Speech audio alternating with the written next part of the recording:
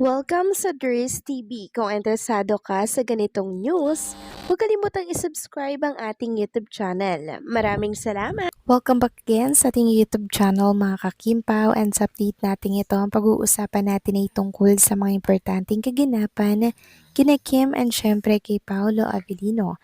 So ang pag-uusapan na tatalakayin natin sa update na to ay ang ginawa po at pinakita ni Paolo Avellino na pagprotekta kay Chinita Princess para nga naman po mga kakimpaw, hindi po mahulog si Kim Chiu sa malalim na part po ng pinagre-rehearsalan po nila dyan po sa Australia. Tingnan natin mamaya mga kakimpaw kung ano po talaga yung ginawa ni Paula Virino na siyang kinatuwa po ng marami. Ganito pala magprotekta si Paula Virino sa harap at sa likod ng kamera.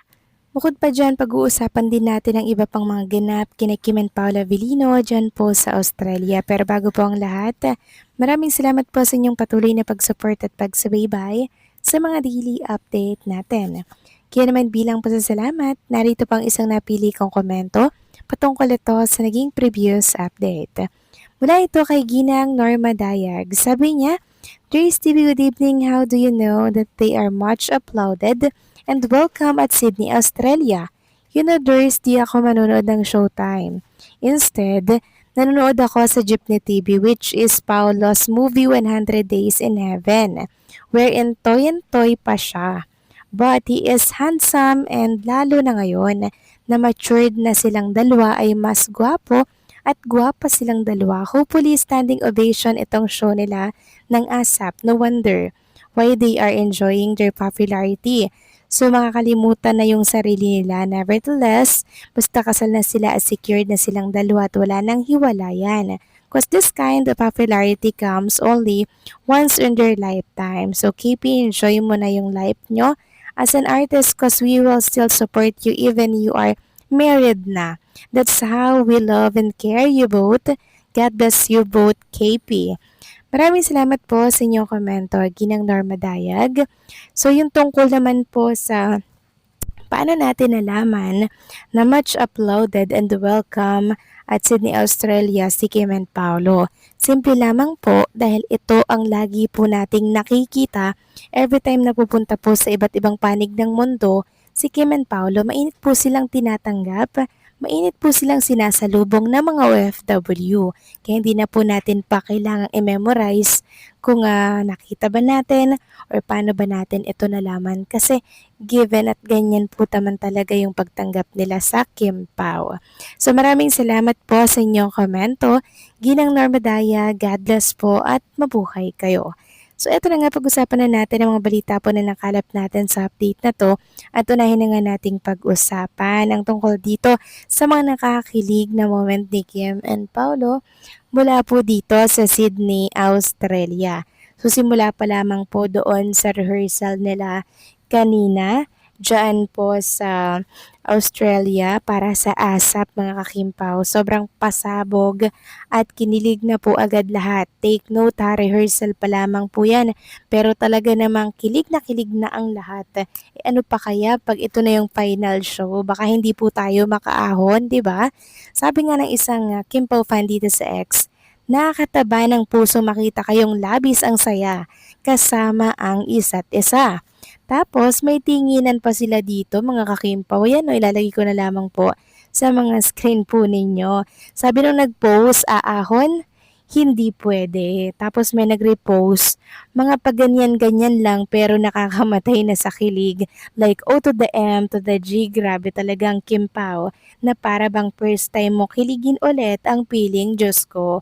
So dito pa lang mga kakimpaw, masasabi talaga natin na nako, napakasarap palang ma-in love pag tinitingnan natin si Kim and Paolo sa mga pinapakita po nila sa atin. Talagang walang mag-move on sa pamilyang ito. Samantalang talakayin at pag-usapan naman natin mga kakimpaw yung tungkol nga po sa headline natin na kung saan pinakita po ni Paula Avellino kung gaano niya po protektahan at ingatan si Chinita Princess sa bingit po ng aksidente and sa mga hindi po inaasahang pangyayari during rehearsal.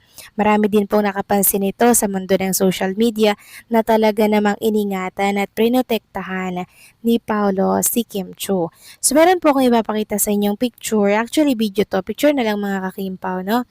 So, ayan po, picture po yan mga kakimpaw. Makikita natin na nasa gilid, di ba, si Paolo Avellino kasi medyo malalim po yung part na yon, yung kinatatayuan po ni Paolo. Ang ginawa niya dyan, humarang po siya dyan, pumoste po siya dyan mga kakimpaw, habang si Chinita Princess ay nagsasayaw.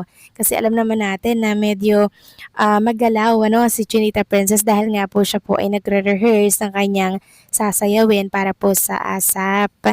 'Di ba, by July 25. So ilang tulog na lang, isang tulog na lang 'yan. Show na po nila diyan sa ASAP Australia. Ngayon nakakatuwa lang, napaka-sweet ni Paolo kasi talagang iningatan at prinotektahan niya po si Chinita Princess sa bingit po ng mga ganitong mga pangyayari, aksidente, pagkakahulog. Pumoste siya diyan and nakita pa natin mga kakimpaw na 'di ba lumalapit na si Kim Chiu sa kanya diyan sa gilid, medyo malalim po yung part na yan.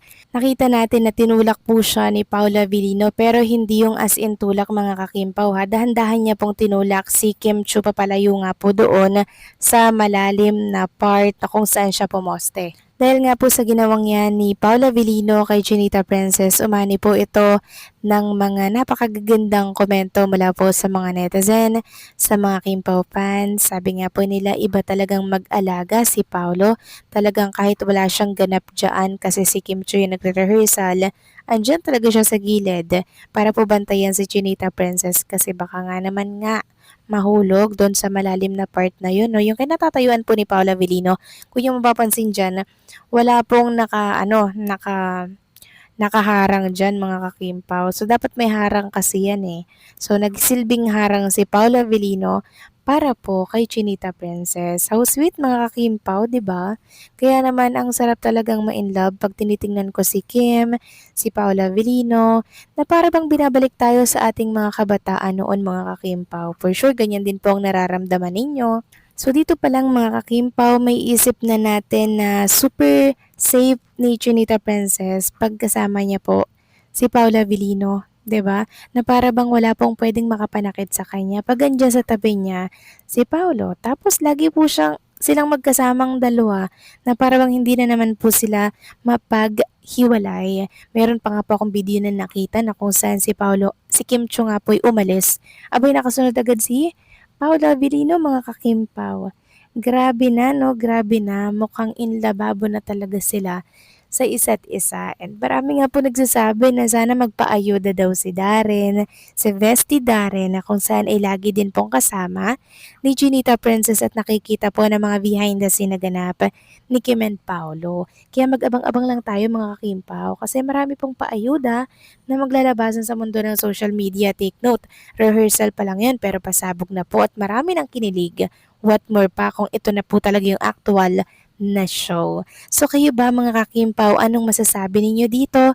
Please comment down below and syempre huwag kalimutang mag-like sa update na to.